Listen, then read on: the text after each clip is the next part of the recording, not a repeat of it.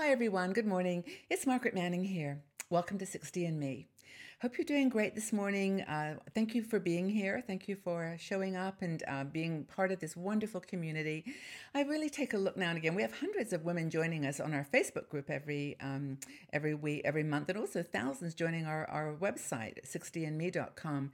And I just am so grateful that you appreciate that this community is here for you. You know, that we've got a group of women who are trying to create something in their life that is meaningful and to build on the lessons and the mistakes and the lessons we've learned across our lives.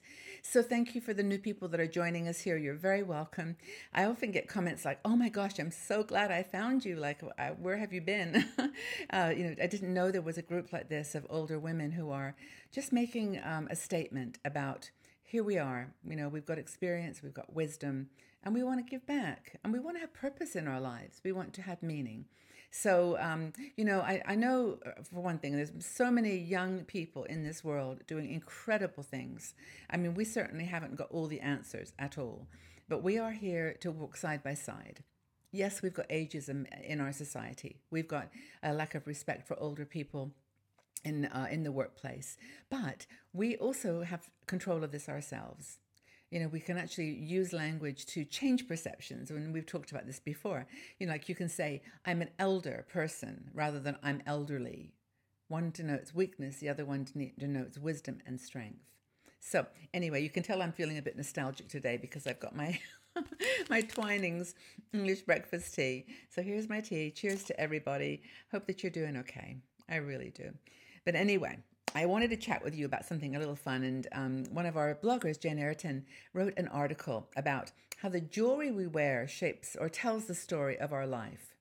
And I wonder if this is true for you. Do you have jewelry or pieces of ornaments, artifacts that are around your house that kind of remind you of times in your life? Or do you have a necklace that you wear that's kind of your power necklace? You always wear that to feel strong and, together. Do you have, just a piece of an artifact that you collected on your travels that really symbolized something for you, that when you look at it, it gives you a memory of something that was important to you? So, for Jane, her jewelry serves another purpose, though. She calls it an aid memoir. And it's not just jewelry, it's things. And she says that these are the things that she places around her house. They're like positive anchors that kind of anchor themselves to her life. And she uses those things to kind of guide her.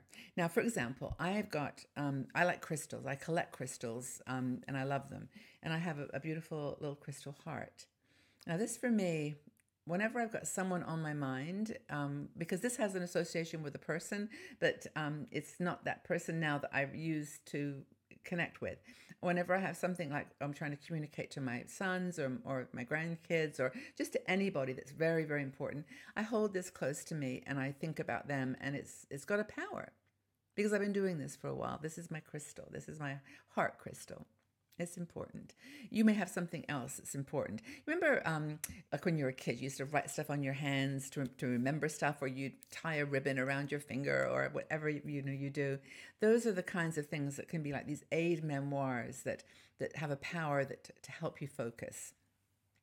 One thing that Jane mentions is that, the Catholic Church has been doing this with the rosary for a while.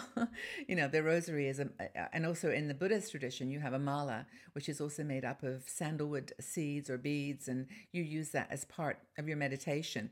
And she uses this, she's got a trinket, like a necklace. It's got different colors, and she uses it like a shopping list. And so she says when she goes to the shop, it's like blue is for washing products, yellow is for fruit, green is for vegetables. And she kind of goes through this bead list. Do I need anything this category, this category? And she uses this colored beads as a way of reminding herself of her shopping list. I think it's ingenious. She also says that when she has a special something on her mind, she'll light a candle. And she has a special candle that she uses, like a scented one that will last for a long time. And she uses that as a way of connecting with a conversation or a person. So it's like using an item to connect with someone or to remember something that's important. And she says on her cupboard in her kitchen, She has a butterfly. She just puts like one of those little beautiful butterflies. She's put it on the pantry door, and it reminds her to eat healthy food, and that she doesn't want to be, sort of going back on the things that she's committed to in terms of positive aging and healthy aging. So she puts this butterfly on her door, and it's just, I mean, it has a meaning for her. Butterflies may have a different meaning for you altogether, but for her, it's her way, and I love that. I think that's really, really nice. Also, an object that's placed in a certain position can remind you about something. So I've got to show you something. I'll just go out of the screen for a minute here, because I put it over here and then I meant to put it on my desk. So I have this. Now you're going to laugh when you see this. You will laugh, I guarantee. I have a unicorn. They do exist in my life, trust me. I have this unicorn. It actually is a money box. I got this for myself because I really I just liked it. It's big, it's pretty, it's colorful. I don't put any money in it, but it reminds me the value of money. This to me, every time I look at it, I think about something I'm considering purchasing. Do I need it? Is it going to make my world a better place? And this little unicorn is kind of it's my little world. I love it. So that's my unicorn. Sorry for reaching over there, but that's where it was. So the unicorn is mine. Now, I also love my painted rocks. And I have, I paint them just for fun. Whenever I travel, I pick up a rock, for example, I'll pick up one that's like this, just a white rock, or, a blank rock. And I'll either just paint that a color, I'll paint it black and put something gold on it, like this one here, this one, I just put the word love. I just thought that was really sweet. And so I'll often do that. And then I'll use them as, kind of a reminder about people and things that are important. For me, the 7 colors of the rainbow, it's just one of these things I really, really love. So I paint a lot of my rocks just with little rainbows, just simple colors like that. And they just mean something to me. They're very special. I have this one, which is lovely. It was kind of in the shape of a heart. It's not really a heart, but it's kind of a heart.